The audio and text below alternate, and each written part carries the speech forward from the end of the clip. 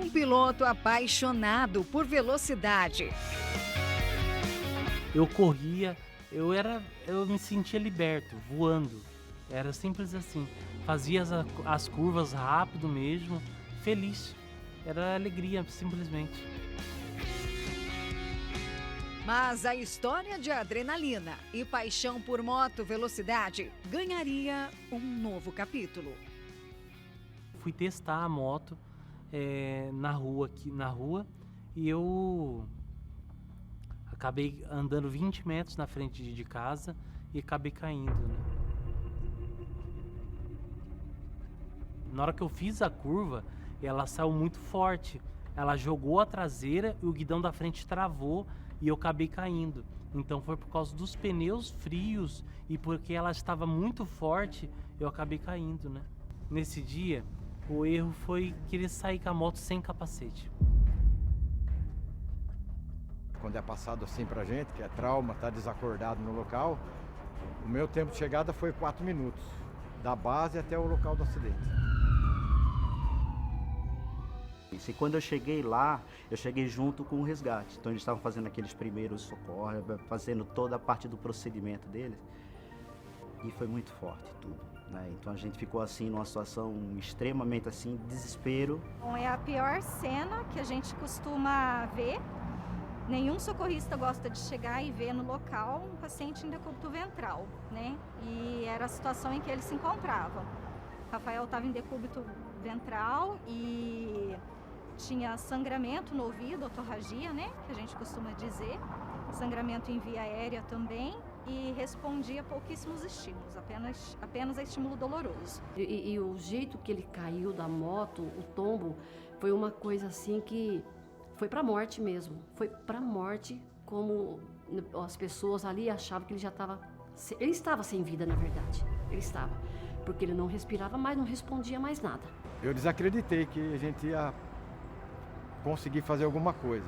Eu fiquei um pouco desanimado com a situação que eu vi ele, entendeu? Na época, o receio era a morte cerebral. Se sobrevivesse, Rafael poderia não voltar a andar. O termo correto é crepitação, né? A gente percebeu que a cabeça estava quebrada só de tocar, né? E então você já percebia ali que a situação não era muito boa, né? Me desesperei, para mim ele não teria chance mais. Ele estava com a cor da pele dele, estava diferente, pálido, estava muito...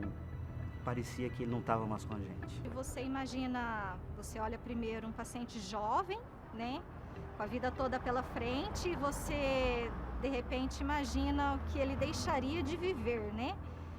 Era uma situação bastante complicada, grave, com poucas perspectivas, né? Mas a gente, foi como o Esteves disse, a gente tentou dar o nosso melhor, tentar minimizar o máximo possível das lesões e tentar agir o mais rápido possível.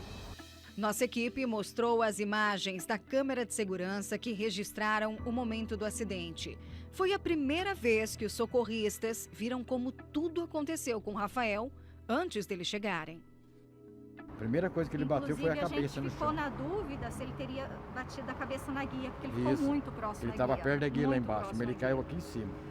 E as informações, né, são extremamente importantes. Que a gente perguntou, o que você está vendo no local da cena? Já ajudou a gente aqui a despachar a viatura UTI, que era o que ele precisava. Eu perguntava, doutor, o que o senhor acha? Olha, a gente tem que aguardar, porque o caso dele foi muito grave e ele machucou muito a cabeça. Porque ele quebrou, ele fraturou a escápula, clavícula e a face dos dois lados. Mas isso não era nada perto do que tinha acontecido na cabeça dele, porque ele falou, além de ter fraturado, o osso foi para dentro, ele machucou, danificou muito a cabeça dele. Então ali era confiança em Deus e nada mais. Quando levaram ele para a emergência, o socorro, né, eu estava na igreja. Eu tive revolta com a situação, quando o meu filho, que estava no pronto-socorro, me disse, mãe, eu perguntei como ele sabe, ele disse, mãe, acho que vai precisar entubar e levar para a UTI. ali nasceu uma revolta muito grande pela situação que o Rafael vivia. Entendeu? Porque morrer a gente vai mesmo. E se tá salvo, amém. Mas o caso dele, para mim, eu não aceitava. Tanto é que eu sempre orava, pedia a Deus, né? Acontecesse o que fosse na vida dele. Eu queria que Deus permitisse o que fosse na vida dele, mas assim, não deixar morrer sem salvação. E eu creio que essa oração foi atendida. Eu nunca vi uma pessoa com a fé tão grande como a mãe do Rafael. Firme. Em nenhum momento ela duvidava. Em nenhum momento ela sempre se manteve muito firme. E eu fiquei assim, ela, como que eu posso falar, ela era a principal coluna que teve durante esse processo todo. De repente, um dia eu, dentro de casa ali, ele estava na UTI, entubado, os médicos não garantiam vida para ele de jeito nenhum. Aí um dia, de repente assim veio no meu pensamento, eu lembrei dessa oração que eu tinha feito. A recuperação levaria anos, um prazo muito comum em casos como este. Mas nessa história foi diferente.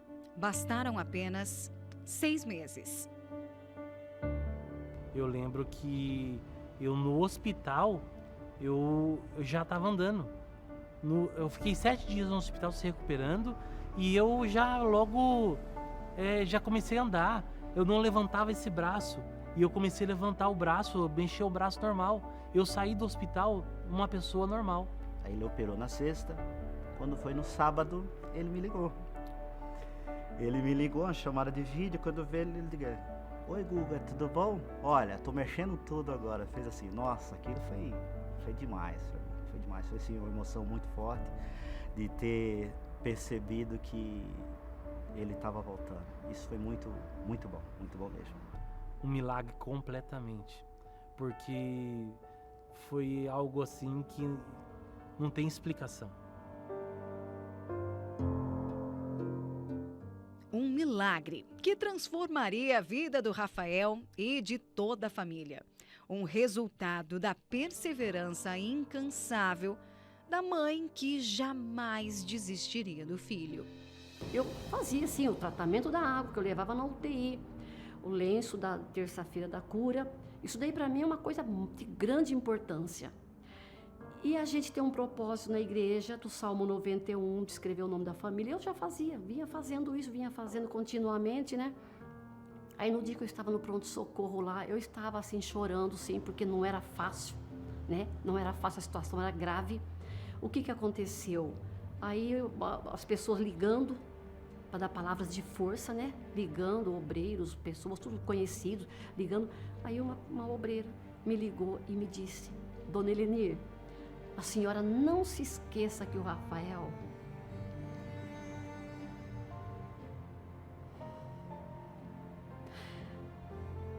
ele está no esconderijo do Altíssimo. Ali me deu força. Ali nasceu assim uma força dentro de mim.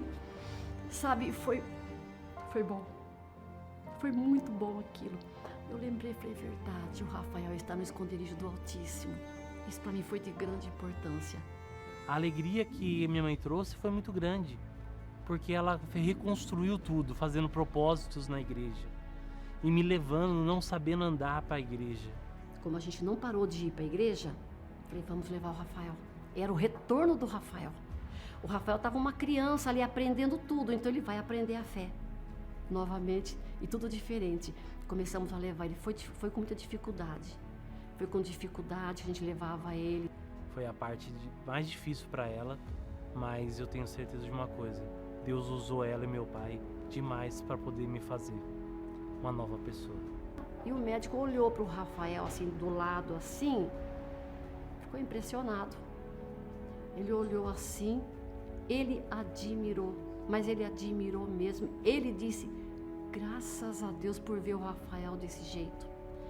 Ele disse assim, paciente na gravidade do acidente como o dele, normalmente costuma não acordar. E quando acorda, leva um bom tempo para acordar e principalmente para se recuperar. E eu vejo o Rafael tão bem assim em pouco tempo.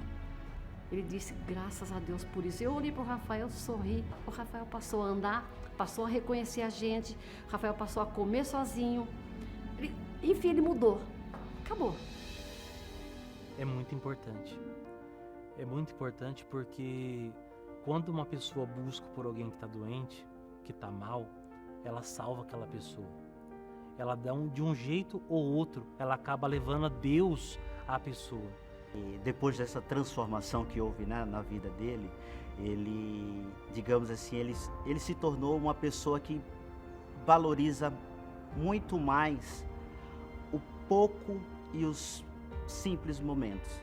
Família é algo que ele está muito mais ligado, as pessoas, a convivência, né? Aqui mesmo no escritório, a gente, vou confidenciar isso aí também, a gente nunca foi de abraçar, tal, hoje a gente abraça, e abraço de irmão.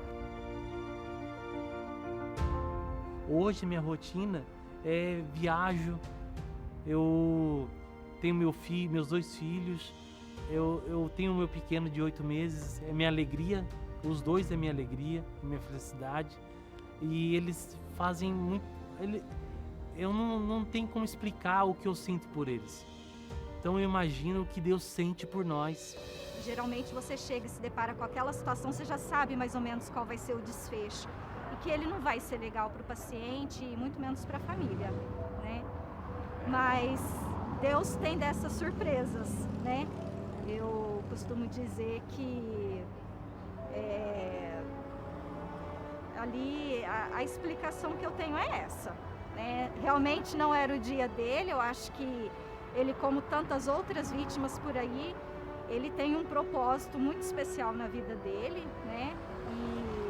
E ele conseguiu sair dessa e a gente fica muito feliz com isso. Sabendo que o Rafael está como está hoje, né? Uma pessoa bem, Olha, que eu vive sei. bem. Eu pensei que ele tinha morrido. Quem Na hora que olha ela para falou ele pra não mim- imagina que ele passou por isso. Como que vocês se sentem? Sabendo Ah. que vocês são responsáveis por boa parte, né? Desse... Eu não É consigo ser como- muito emotivo, mas quando ela falou que ele estava vivo, eu falei, mas tá com sequela. Ela falou, não, tá bom, tá em casa, tá trabalhando, o cara tá... Falei, nossa, Foi que muito... E ele tá aqui, ó. ótimo. E aí, cara? Tudo bem? Firmeza? Tudo ótimo, graças a Deus. Nossa, cara, é muito bom te ver. Eu tô bem. Ai, gente, isso é sacanagem.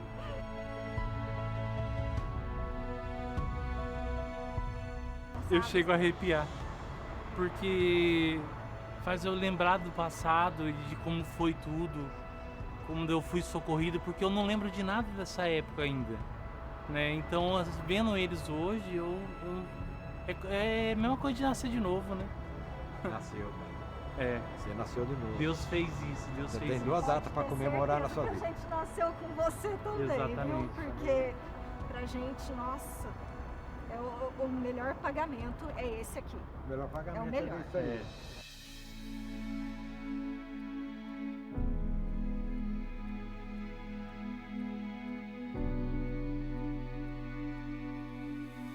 Um recomeço. O relato do milagre do Rafael é motivo de esperança e força para todos que participaram dos capítulos mais decisivos dessa história de vida. E eu falo para ele hoje, você nem sonha em deixar Jesus mais. Porque uma chance igual essa que você teve, você pode não ter mais. Porque essa chance, se tem algo melhor do que ouro, ele teve essa chance. Entendeu? Foi uma chance assim maravilhosa. Uma oportunidade única. Então, eu falei, não caia na bobeira de correr esse risco e deixar Jesus. Por nada nessa vida. O resultado de muita fé que hoje todos podem comemorar. Milagres existem com certeza. Deus tá ali. Você pensa que não, mas tá. Eu sou prova viva de um milagre.